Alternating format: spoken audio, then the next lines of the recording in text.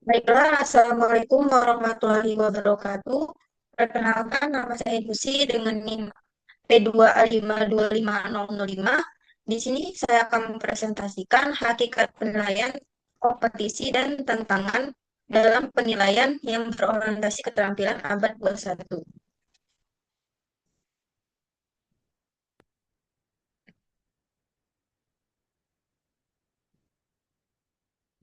Yang pertama yaitu hakikat penilaian kompetensi.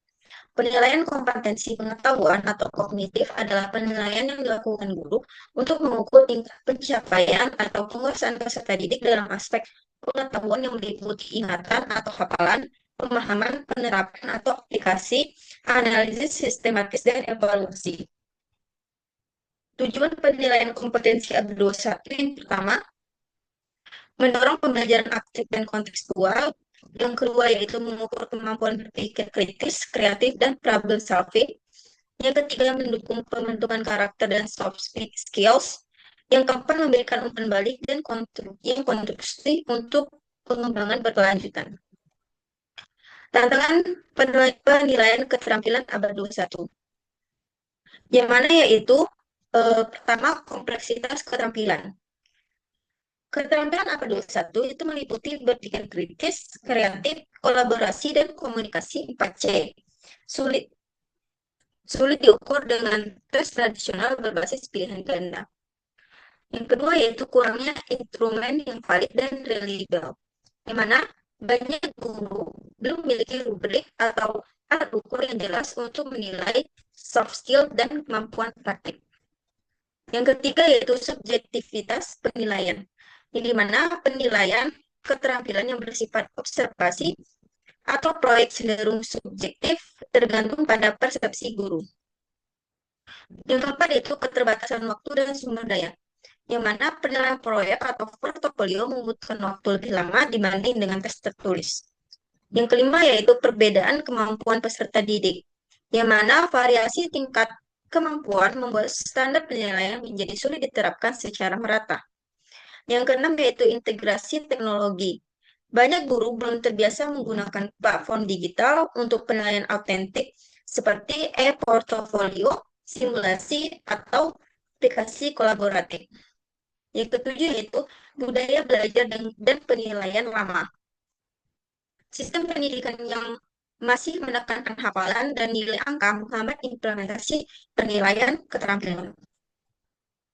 Solusi dari penilaian keterampilan abad 21 yang pertama, gunakan rubrik penilaian yang jelas, di mana rubrik memetakan indikator keterampilan, kriteria, dan level pencapaian sehingga penilaian lebih objektif. Yang kedua yaitu terapkan penilaian berbasis proyek. Menilai keterampilan dalam konteks nyata seperti membuat prototipe, eksperimen, atau produk kreatif. Yang ketiga yaitu gunakan portofolio digital, yang dimana merekam bukti-bukti kemampuan peserta didik secara berkelanjutan, memudahkan penilaian dan refleksi diri. Yang keempat yaitu libatkan peer assessment dan self-assessment, yang dimana yaitu peer assessment dan self-assessment ini itu melatih peserta didik menilai diri sendiri dan teman, kemudian mengembangkan refleksi dan tanggung jawab.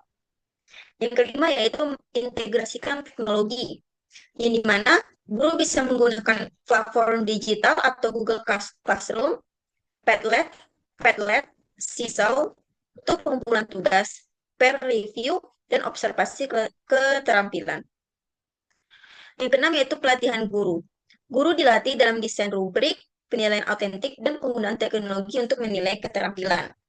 Yang ketujuh yaitu fokus pada proses dan hasil. Nah, di mana penilaian ini tidak hanya melihat hasil akhir, tetapi juga proses berpikir, kerjasama tim, dan kreativitas selama kegiatan. Yang terakhir yaitu umpan balik dan konstruktif, di mana guru memberikan masukan spesifik dan membangun untuk membantu peserta didik mengembangkan keterampilan lebih lanjut. Nah, manfaat bagi siswa yaitu manfaat penilaian keterampilan abad 21 ini sangat luas. karena fokusnya itu tidak hanya mengukur pengetahuan, tetapi juga kemampuan berpikir, praktik, dan sikap peserta didik.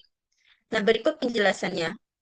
Yang pertama yaitu membantu peserta didik menguasai 4C, skills. Yang pertama ada critical thinking, pikir analitis dan memecahkan masalah. Yang kedua, creativity yaitu inovatif dan mampu menghasilkan ide baru. Yang ketiga itu collaboration, kerjasama dalam tim, dan communication, menyampaikan ide secara jelas dan efektif. Nah, yang kedua itu membentuk karakter dan sikap positif. Nah, penilaian keterampilan ini melatih tanggung jawab, disiplin, etika, dan sikap profesional. Yang ketiga yaitu membantu pembelajaran lebih bermakna, di mana peserta didik belajar melalui pengalaman nyata atau experiential learning. Yang keempat yaitu mendorong belajar mandiri dan reflektif, di mana melalui self-assessment dan portofolio, peserta didik belajar mengevaluasi diri sendiri dan merencanakan perbaikan.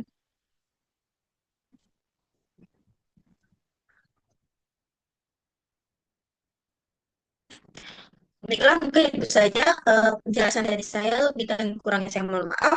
Saya tutup. Wassalamualaikum warahmatullahi wabarakatuh.